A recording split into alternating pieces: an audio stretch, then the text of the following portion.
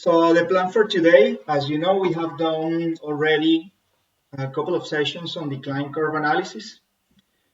And what we're going to do moving forward is we're going to do some other technical sessions.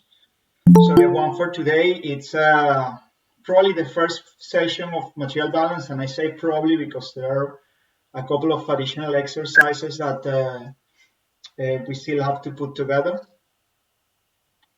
And for this session, I will go and going to start to talk a bit about Python environments. And how many of you are you related to Python environments at all?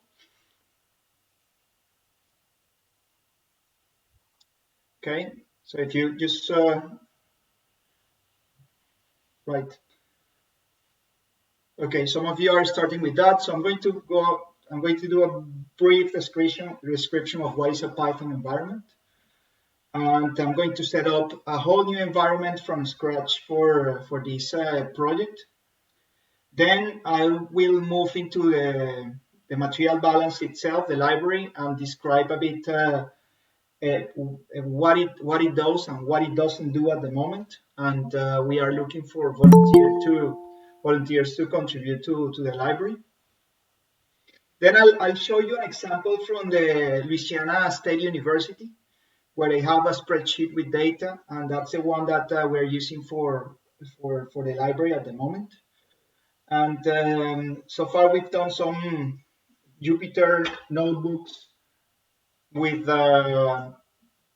matplotlib, and this time around we're going to use another library, and I'll show you why we are going to use that library in particular. We're going to use plotlib. Okay, so at any point, if you have any questions, please stop me. And the idea is to make this a bit interactive. So if you have any questions, no, please don't hesitate to stop me and ask the question. So I'm going to start with a completely new PowerShell. Let me put it on that side of the screen, just a second.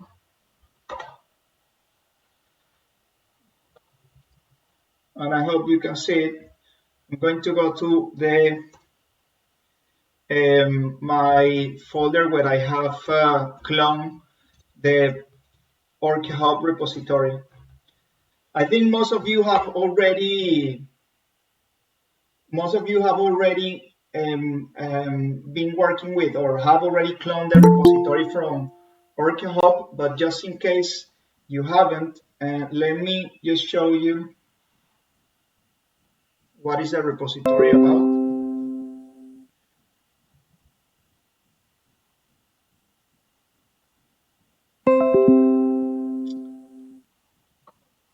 So this is where we have, this is a particular repository for the reservoir engineering material balance, but we're working at the moment with the exercises in PEG Python. And as you know, we have done some foundations, some VCA exercises, and we're moving on to the material balance. So the exercise for today, I have a solution that I have published already here. And you have the whole exercise already sort of solved entirely in the OrchHub site. I'm just gonna copy the link to the library, sorry, to the notebook in the chat, and that's the exercise that we will be doing today. So I show you how to open a couple of Excels, how to bring data from the Excel into pandas, and eventually we'll do a couple of plots. The plots are in the folder, and or you will be producing plots with the code. And at the end of the session, I will show you a bit of why we are using a Jupyter Lab and what is the difference between Jupyter Lab and your Jupyter Notebook. But at this point, you've already know that you have to clone the repository PEG Python. This is the one that you have to clone. So please do that, and we're going to start to work with the data that is inside the data LSU rematbal Excel, so this Excel file. And just for you to be aware of this material balance, this Excel material balance, if you Google for Reservoir engineering material balance LSU, Louisiana State University, and they have in their website this zip file with some documentation of material balance Excels. And I think it's a nice example of the things that you could do if you start to transfer some of these Excels into Python. And before I do more of explanation of what the Excel is doing, I'm going to start with creating my repository. Creating my virtual environment here. So if I see the list, if you have a look at the list of files or folders that I have an environment folder here, and I'm going to just get rid of that environment folder for a moment because that's the one that I was working on, but I'm just going to remove it for the time being, right? And what is a virtual environment? A virtual environment is let's say a place or it's an environment where you can save all the libraries that you want to use for a particular project. So when you open your navigator, your Anaconda navigator, you will realize that there are some environments that you can create, and where you can create and add some more libraries. Just a second, I'm going to show you. And there are multiple ways in which you can create these environments. I'm just going to show you one of them, and it's using directly the Python command. Python, the way to create a new environment, it's Python -m virtual env or virtual environment and the name of the environment that you want to create. So I'm going to put just my name. It will be env. And so what happened when I execute that code? So it's going to take a bit of time, but it's going to pretty much install its own instance of Python and Python libraries inside a folder in env. So whenever I want to activate that environment, I can use those libraries. Okay, and once just a second, the Anaconda navigator is open, and I'll show you in a second what I mean with multiple environments. So while this is installing, and you can try it in your machine, it's going to take a bit of time. Let me show you what's happening on the Anaconda navigator.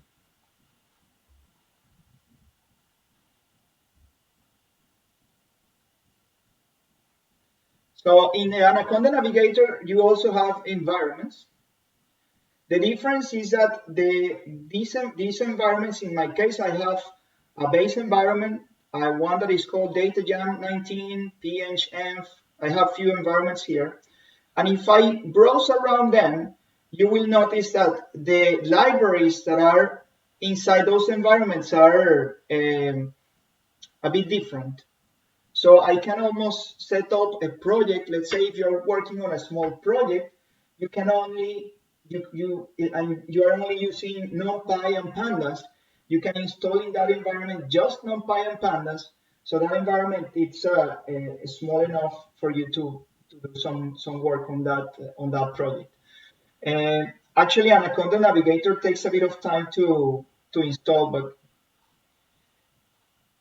So what we're doing in here, it's as you can see, if I do now ls here, if I list what I have again that folder env, and what happens is I can activate that environment just like you would do in Conda in Anaconda Navigator.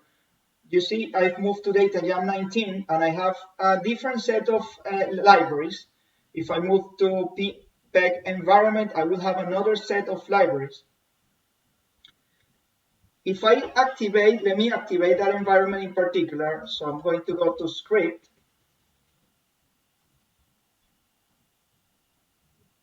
Sorry.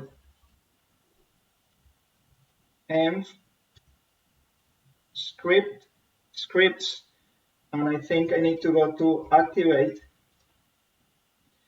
And you will see that now I have this env, the name of the environment that I'm going to use. So what happens if I do want to install a library? Usually, if you are in the Anaconda Navigator, you can install libraries interactively just by searching for the library. But if you want to work with the console, you can just do pip, which is pip is the package manager of Python. With pip, we can install any package we want. So for instance, we can install pandas, pip install pandas, and so what's going to happen is pandas is going to be downloaded from the internet, and it's going to be installed in my environment. Okay. So now you see that it's downloading few files, and it will be downloading, for instance, pandas has a requirement to use NumPy as well. So NumPy will be also installed along pandas. So that particular environment that I call env and that I just activated will have pandas, NumPy, and some other libraries. And another thing that you will have to do when you're working with these environments, and it's that you will have to install Jupyter notebooks or Jupyter Lab inside the environment to run with the libraries that you have installed. And I will do that in a second.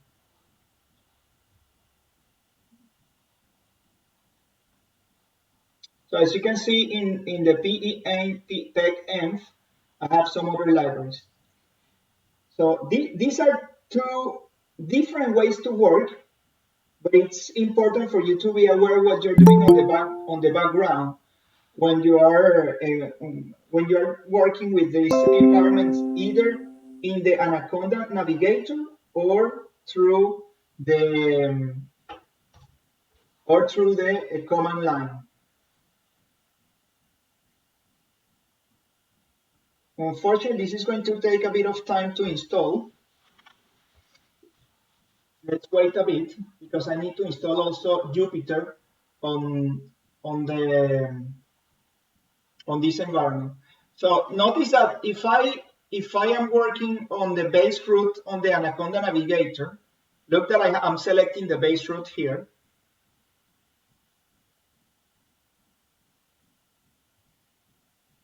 So it's loading those packages, it's activating that environment.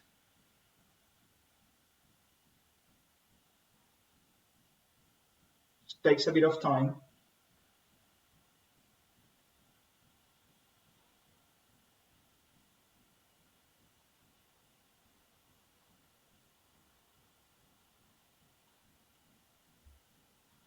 Right.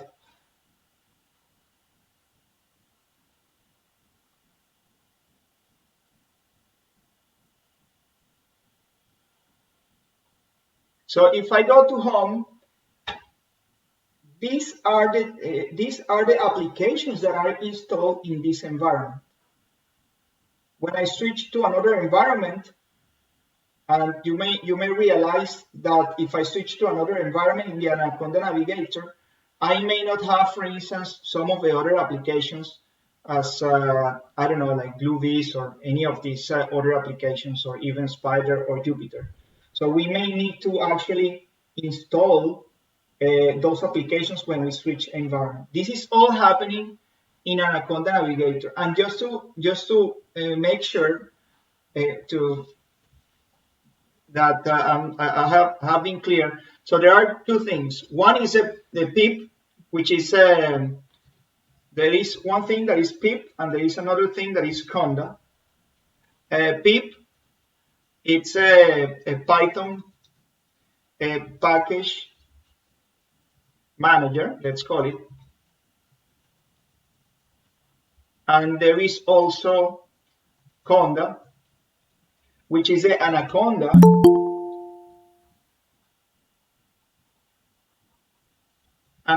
package manager. And the difference is that the Anaconda package manager, with the Anaconda package manager, you can install other libraries like libraries from R, or I believe that even JavaScript, but or Julia at least. But I'm pretty sure that Python and R are things that you can handle with Anaconda.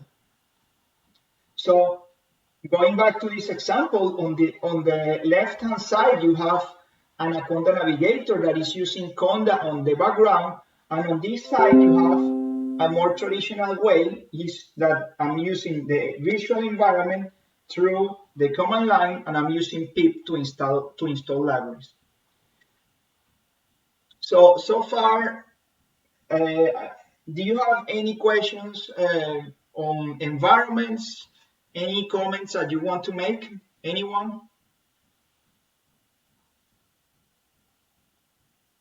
Okay, how I remove a library? You just do pip uninstall and the name of the library that you want to remove. So in this case, I install pandas. You can do uninstall pandas. I'm not going to do it because it's going to take a while to install again. So how do you access PowerShell in Windows? You have just PowerShell, and there you have it there. It's on the list of applications. You can also use it, the traditional command line prompt, but the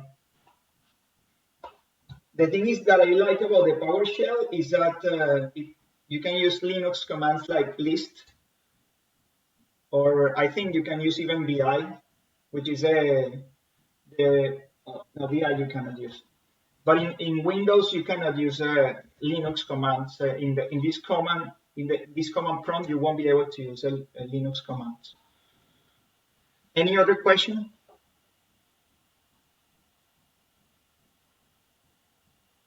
Okay, what's the benefit of using different environment? Yes, it will take space. Every time you install a new environment, let's have a look at the folder. What's happening here in my folder? So you have an actual Python installation here. You have pip, you have the whole Python installation. It's a whole new installation, but you have some libraries. You have these side packages that I'm installing. So these are the ones that have been installed. What are the advantages is that when you have a certain project and you want to use just certain libraries, you just make sure that you're using the libraries that you need and you're not overloading the project with libraries that you won't be using. And when you ship the project to someone else or to someone else in another team, you're only sending or packaging the project with just the libraries that you need. That's one of the advantages. And I'm not quite sure if there is an advantage in terms of not having to load many libraries that you probably are not using for a particular project. There is a question for Anaconda installation. Does it receive packages from internet, or we have to the source files of the packages? Usually, you just Anaconda, and on the background, as I mentioned, Conda, it's connected to the internet effectively and is downloading those packages from the internet. You can do pip using a Mac terminal, absolutely fine. You can do it with Linux as well. But it's good. Is it possible to use different versions of Python for each environment? Yeah, well, I guess you will have to. In my case, I'm using Python. If you do minus version here, I'm using 3.7.1. But you can set up an environment with Python 2, and then or Python 2. I wouldn't recommend to use Python 2 at all anymore because it's not supported. It won't be supported anymore, or it's not supported anymore. So, but going forward, let's say you have a Python 3.6 versus 3.7, which I'm not quite sure why you would like to have it. Yes, you can set up environments that are using different versions of Python. That's something else that you could do. Right. So yeah, very good questions, and I think that it's good to you see why we're doing why we're using some environments and why what is actually Anaconda doing when we are selecting these environments here. It's just mainly managing libraries for particular projects. All right. So I'm going to carry on. And before I carry on, this particular Python library that we're going to use for the material balance, have already publishing the Python package libraries. So you can do pip install, and the library, as I mentioned on the slides, it's called rematbal.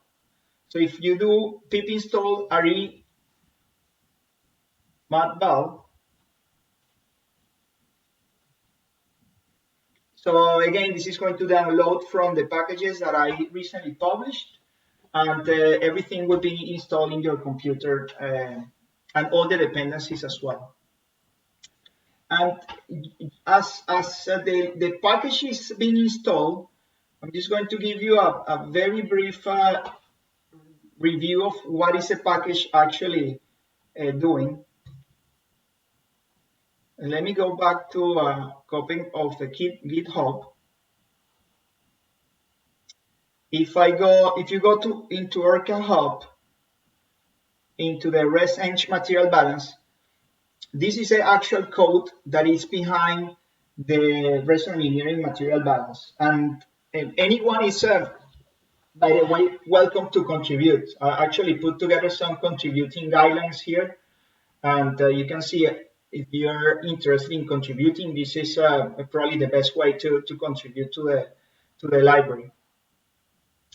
The code itself, it's in the folder rematbal, and you have the main Python file and some sublibraries. So everything, all the material balance equations are defined here. So you can see some of the aquifer equations being defined, formation volume calculations, production injection material balance, dissolved oil and gas expansion. So everything it's defined in different functions. And some of the additional facilities that I have put together in this library, it's some plots. So I have this pressure plot. I have some other plots like plot drive indices, and yeah, those are a couple of plots. And this is using a library called Plotly that I will show you how to use in a second. So the material balance at the moment, what it does is helps you to estimate the oil in place and the aquifer size and the injectivity of the aquifer using Ferkovich, and it has a manual approach, but it also has using SciPy Optimize. It has the optimizer to help you find the best solution for the oil in place, the aquifer size, and the aquifer injectivity index. Today we're going to go only to the manual solution, and I'm going to show you a few things that you could do with the library, and I'm going to show you how to import the data and so on. For that, I'm going to use the spreadsheet, the sample oil spreadsheet from the LSU Center for Energy Studies. So moving on, let me show you the spreadsheet, because ultimately that's the data that we will be using. And you can use, the idea is that if you have any data that you want to use for the library, you are also welcome to do it. Before I move on to the next topic, I'm showing you the Excel. Do you have any questions on the library itself, on the material balance library?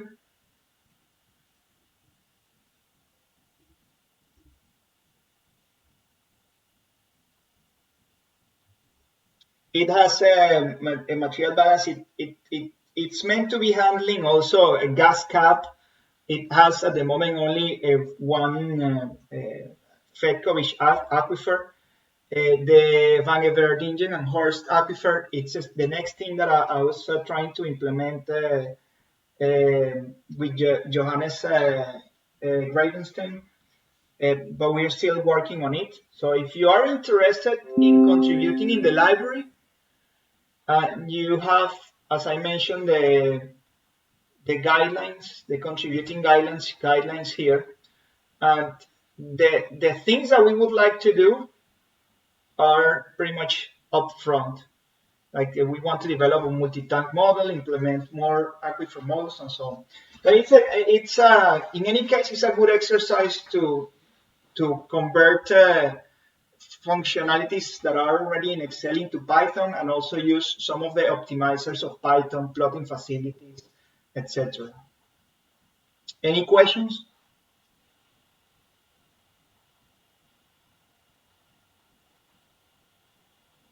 Right. Oh, this is still installing here in the background. So while that is installing, I'm going to show you the Excel itself.